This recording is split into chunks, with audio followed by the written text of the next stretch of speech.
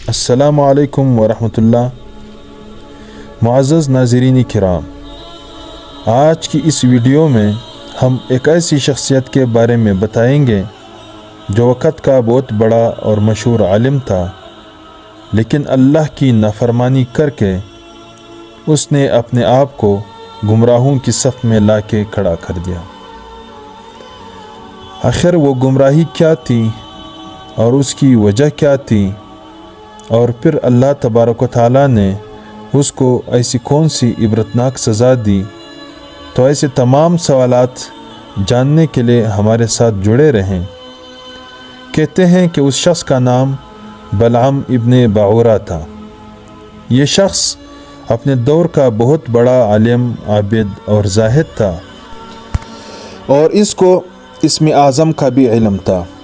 یہ اپنی جگہ بیٹھا ہوا اپنی روحانیت سے عرش اعظم کو دیکھ لیا کرتا تھا، اور بہت ہی مستجاب الدعوات تھا کہ اس کی دعائیں بہت زیادہ قبول ہوا کرتی تھیں۔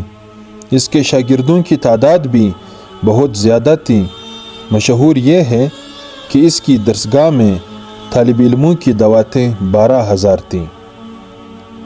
جب حضرت موسیٰ علیہ السلام قوم جبارین سے جہاد کرنے کے لیے بنی اسرائیل کے لشکروں کو لے کر روانہ ہوئے تو بلعام ابن باعورہ کی قوم اس کے پاس گھبرائی ہوئی آئی اور کہا کہ حضرت موسیٰ علیہ السلام بہت ہی بڑا اور نہایت ہی طاقتور لشکر لے کر حملہ آور ہونے والے ہیں، اور وہ یہ چاہتے ہیں کہ ہم لوگوں کو ہماری زمینوں سے نکال کر یہ زمین اپنی قوم بنی اسرائیل کو دے دیں۔ اس لیے آپ حضرت موسیٰ علیہ السلام کے لیے ایسی بد دعا کریں کہ وہ شکست کھا کر واپس چلے جائیں۔ آپ چونکہ مستجاب الدعوات ہیں، اس لیے آپ کی دعا ضرور قبول ہو جائے گی۔ یہ سن کر بلعام ابن باعورہ کانپ اٹھا اور کہنے لگا کہ تمہارا برا ہو، خدا کی پناہ، حضرت موسیٰ علیہ السلام اللہ عز و جل کے رسول ہیں، اور ان کے لشکر میں مؤمنوں اور فرشتوں کی جماعت ہیں۔ ان پر بلا میں کیسے اور کس طرح بددعا کر سکتا ہوں؟ لیکن اس کی قوم نے رو رو کر اور گڑ گڑا کر اس طرح اصرار کیا کہ اس نے یہ کہہ دیا کہ استخارہ کر لینے کے بعد اگر مجھے اجازت مل گئی تو بددعا ضرور کروں گا۔ مگر استخارہ کرنے کے بعد جب اس کو بددعا کی اجازت نہیں ملی تو اس نے صاف صاف جواب دے دیا کہ اگر میں بددعا کروں گا تو میری دنیا و آخرت دونوں برباد ہو جائیں گی۔ اس کے بعد اس کی قوم نے بہت سے گران قدر ہدایہ اور تحفے اس کی خدمت میں پیش کر کے بے پناہ اصرار کیا، یہاں تک کہ بلعام ابن باعورہ پر حرص اور لالچ کا بھوت سوار ہو گیا، اور وہ مال کے جال میں پھنس گیا اور اپنی گدی پر سوار ہو کر بددعا کے لیے چل پڑا۔ راستہ میں بار بار اس کی گدی ٹھہر جاتی اور منہ موڑ کر بھاگ جانا چاہتی تھی، مگر یہ اس کو مار مار کر آگے بڑھاتا رہا، یہاں تک کہ گدی کو اللہ تبارک و تعالیٰ نے گویائی کی طاقت عطا فرمائی، اور اس نے کہا کہ افسوس اے بلعام ابن باعورہ، تو کہاں اور کدھر جا رہا ہے؟ دیکھ، میرے آگے فرشتے ہیں جو میرا راستہ روکتے ہیں اور میرا منہ موڑ کر مجھے پیچھے دھکیل رہے ہیں۔ اے بلعام، تیرا برا ہو، کیا تو اللہ کے نبی اور مؤمنین کی جماعت پر بددعا کرے گا کیا؟ گدی کی تقریر سن کر بھی بلعام ابن باعورہ واپس نہیں ہوا، یہاں تک کہ حسبان نامی پہاڑ پر چڑھ گیا اور بلندی سے حضرت موسیٰ علیہ السلام کے لشکروں کو بغور دیکھا، اور مال و دولت کے لالچ میں اس نے بددعا شروع کر دی۔ لیکن خدا عز و جل کی شان دیکھو کہ وہ حضرت موسیٰ علیہ السلام کے لیے بددعا کرتا تھا، مگر اس کی زبان پر اس کی قوم کے لیے بددعا جاری ہو جاتی تھی۔ یہ دیکھ کر کئی مرتبہ اس کی قوم نے اسے ٹوکا کہ اے بلعام، تم تو الٹی بد دعا کر رہے ہو۔ تو اس نے کہا کہ اے میری قوم، میں کیا کروں؟ میں بولتا کچھ اور ہوں اور میری زبان سے کچھ اور ہی نکلتا ہے۔ پھر اچانک اس پر یہ غضب الہی نازل ہو گیا کہ ناگہاں اس کی زبان لٹک کر اس کے سینے پر آ گئی۔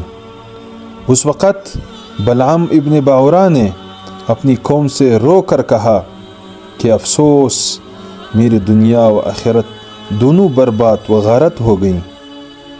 میرا ایمان جاتا رہا اور میں قہر قہار اور غضب جبار میں گرفتار ہو گیا۔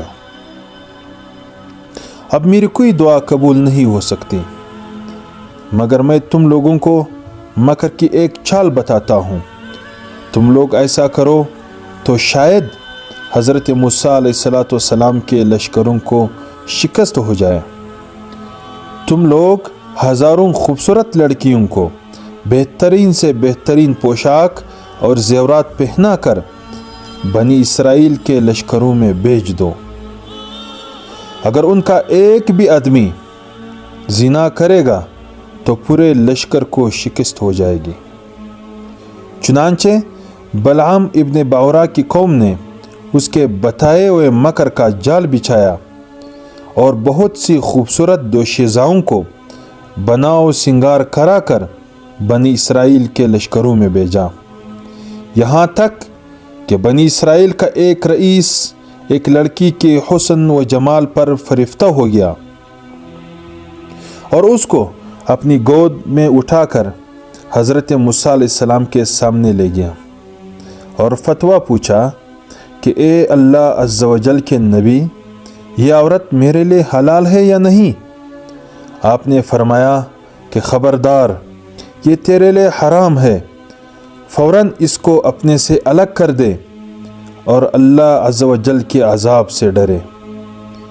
مگر اس رئیس پر غلبہ شہوت کا ایسا زبردست بھوت سوار ہو گیا تھا کہ وہ اپنی نبی علیہ السلام کے فرمان کو ٹھکرا کر اس عورت کو اپنے خیمے میں لے گیا اور العیاذ باللہ زناکاری میں مشغول ہو گیا۔ اس گناہ کی نحوست کا یہ اثر ہوا کہ بنی اسرائیل کے لشکر میں اچانک طاعون کی وبا پھیل گئی اور لمحہ بھر میں 70,000 آدمی مر گئے اور سارا کا سارا لشکر تتر بتر ہو کر ناکام و نامراد واپس چلا آیا، جس کا حضرت موسیٰ علیہ السلام کے قلب مبارک پر بہت ہی صدمہ گزرا۔ بلعام ابن باورا پہاڑ سے اتر کر مردود بارگاہ الہی ہو گیا۔ آخری دم تک اس کی زبان اس کی سینے پر لٹکتی رہی اور وہ بے ایمان ہو کر رہ گیا۔ اس واقعہ کو قرآن مجید نے ان الفاظ میں بیان فرمایا ہے کہ جس کا ترجمہ ہے، اور اے محبوب، انہیں اس کا احوال سناؤ جسے ہم نے اپنی آیتیں دیں تو وہ ان سے صاف نکل گیا، تو شیطان اس کے پیچھے لگا تو گمراہوں میں ہو گیا، اور ہم چاہتے تو آیتوں کے سبب اسے اٹھا لیتے، مگر وہ تو زمین پکڑ گیا اور اپنی خواہش کا تابع ہوا۔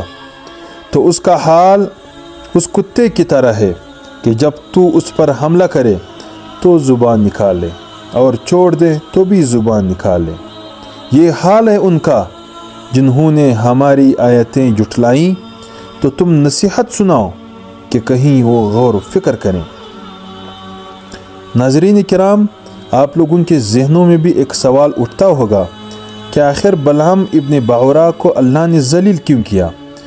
بالکل یہی سوال انبیاء کرام نے بھی اللہ تبارک و تعالیٰ سے پوچھا تھا کہ یا اللہ، آپ نے بلعام ابن باورا کو اتنی نعمتیں عطا فرما کر پھر اس کو کیوں اس قعر مذلت میں گرا دیا اور ذلیل کیا؟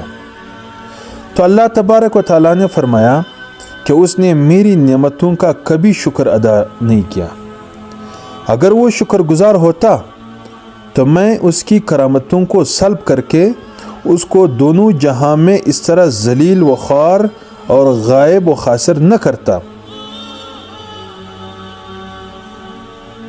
ناظرین کرام، ہمارا چینل الجنت اکیڈمی کو لائک کیجیے اور سبسکرائب کیجیے۔ ویڈیو دیکھنے کا بہت بہت شکریہ۔